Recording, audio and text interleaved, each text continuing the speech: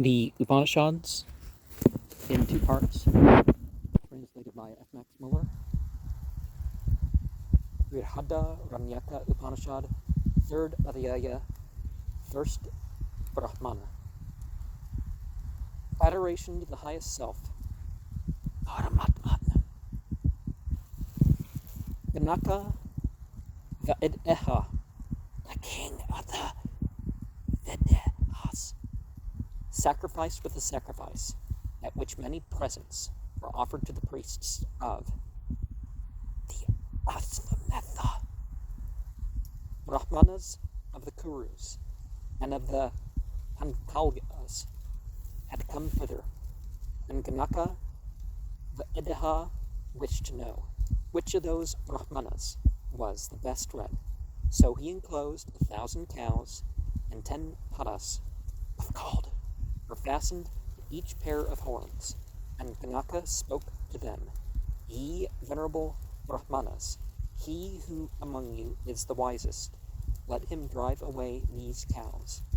Then those Brahmanas durst not, but Yajnavalkya said to his people, Drive them away, my dear. He replied, O glory of the Saman, and drove them away. The Brahmanas became angry and said, How could he call himself the wisest among us? Now there was Asvala, the Hotra priest of Ganaka. Vaid'eha, he asked him, Are you indeed the wisest among us, O Yajnavalkya? He replied, I bow before the wisest, the best knower Brahman, but I wish indeed to have these cows. Then Asvala, the Hotra priest, undertook to question him. Yajnavalkya, he said, everything here, connected with the sacrifice, is reached by death. Everything is overcome by death. By what means then is the sacrificer freed beyond the reach of death? Yajnavalkya said, by the Hotra priest, who is Agni, fire, who is speech. For speech is the Hotra of the sacrifice, or the sacrificer, and speech is the Agni, and he is the Hotra. This constitutes freedom, and perfect freedom from death. Yajnavalkya, he said, everything here is reached by day and night. Everything is overcome by day and night. What means then is the sacrificer freed beyond the reach of day and night? Yajnavalkya said, by the Advaryu priest, who is the eye, who is Aditya, the sun. For the eye is the Advaryu of the sacrifice, and the eye is the sun, and he is the Advaryu. This constitutes freedom, and perfect freedom. Yajnavalkya, he said, everything here is reached by the waxing and waning of the moon. Everything is overcome by the waxing and waning of the moon. By what means, then, is the sacrificer freed beyond the reach of the waxing and waning of the moon? Yajnavalkya said, by the Udgatra priest, who is Vayu, the wind, who is the breath, for the breath is the Udgatra of the sacrifice, and the breath is the wind, and he is the Udgatra. This constitutes freedom, and perfect freedom. Yajnavalkya, he said, this sky is, as it were, without an ascent staircase. By what approach does the sacrificer approach the Svarga world? Yajnavalkya said, by the Brahman priest, who is the mind, Manas, who is the moon. For the mind is the Brahman of the sacrifice, and the mind is the moon, and he is the Brahman. This constitutes freedom, and perfect freedom. These are the complete deliverances from death. Next follow the achievements. Yajnavalkya, he said, how many Rik verses will the Hotra priest employ today at this sacrifice? 3, replied Yajnavalkya. And what are these? 3. Those which are called Puranu Vakya, Yagya, and thirdly, Sasya. What does he gain by them? all whatsoever has breath. Yajnavalkya, he said, how many oblations will the Advaryu priest employ today at this sacrifice? 3, replied Yajnavalkya. And what are these 3? Those which, when offered, flame up, those which, when offered, make an excessive noise, and those which, when offered, sink down. What does he gain by them? By those which, when offered, flame up, he gains the Deva, lightning world.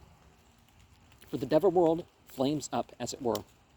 By those which, when offered, make an excessive noise, he gains the Pitra, father world. For the Pitra world is excessively noisy. By those which, when offered, sink down, he gains the Manushya, man world. For the Manushya world is, as it were, down below. Yajnavalkya, he said, with how many entities does the Brahmin priest on the right protect today this sacrifice? By 1, replied Yajnavalkya. And which is it? The mind alone, for the mind is endless, and the Visvadevas are endless, and he thereby gains the endless world. Yajnavalkya, he said, how many stotriya hymns will the Udgatra priest employ today at this sacrifice? 3, replied Yajnavalkya. And what are these 3?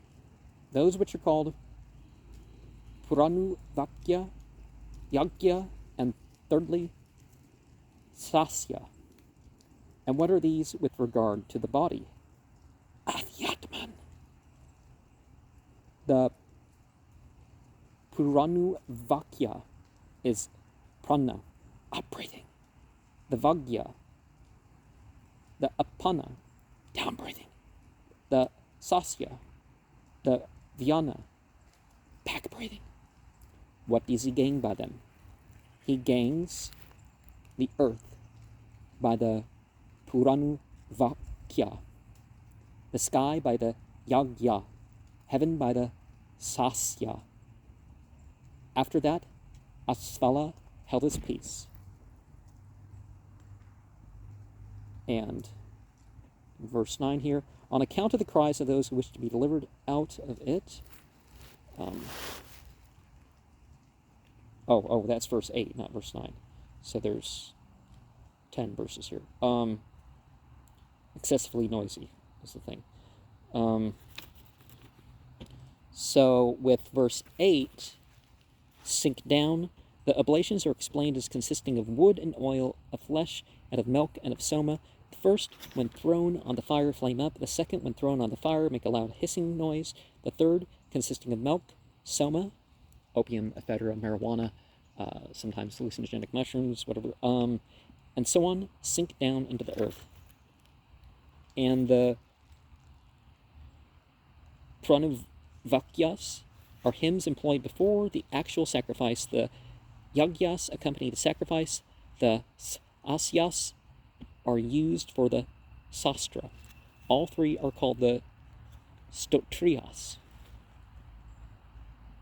And in verse 4, it's the Aditya, one expects Adityana Kakshusha instead of Kakshusha Dityana. But verse 6 kind of goes along those lines. This first Brahmana of the third Adhyaya is Madhyandina text 1067. And we have, in verse 1, 10 padas of gold.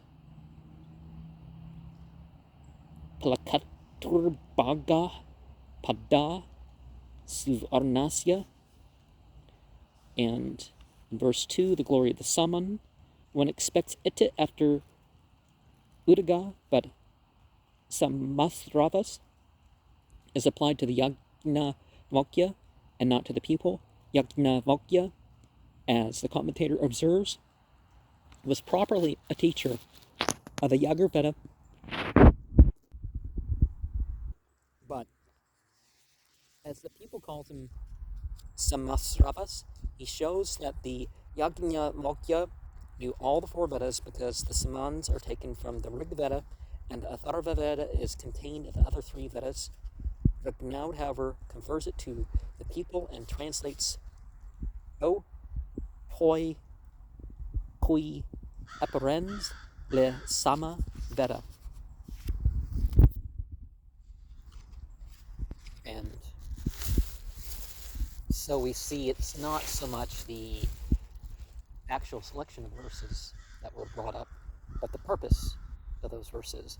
But we do find that some verses, even if you're at a more advanced level, work with the level of you that's, of this level, this spiritual station, and that spiritual station, and that spiritual station. And because people are like, oh, I'm at a high station, I don't need these lower teachings. Like, yeah, you do. You need to go over the lower teachings too, just like everybody else. You just are reaching up into the higher ones. But if you neglect the lower ones, even if you got some of those higher ones, you kind of fall from your position, right?